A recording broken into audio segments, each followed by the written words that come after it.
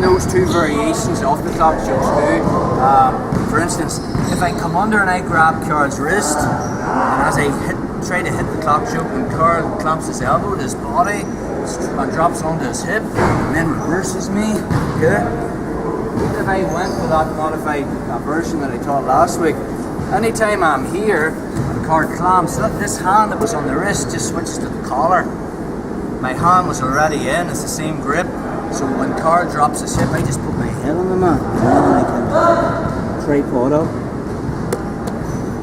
So they both kind of work well together, but you know, sometimes when I make that initial grip, okay, 2 fingers, looking at my watch, I can be hesitant in coming underneath because I just don't want Carl clamping my arm and then reversing it.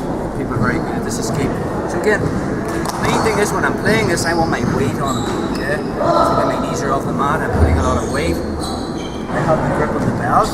So I'm going to posture up and swing my right leg over his body and put it in front of his jugular here.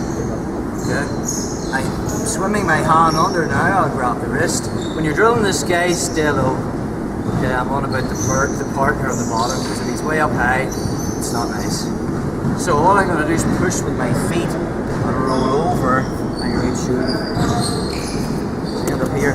So again, I just shrimp out a little bit so I get my shin behind the back of his neck. Okay. From here, I keep control of the wrist, and now it's just finishing again. All I'm using is my shin just to make a frame at the back of his neck. Let's do that again.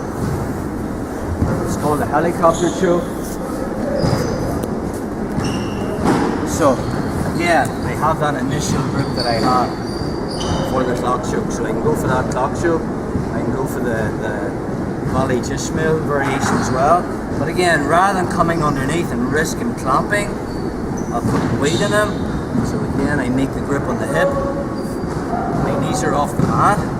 But to bring my leg over, I actually have to take my arm away. Okay? So my right leg is coming over his back. I just swing it over his back and I bring it in front of his left jugular. Okay?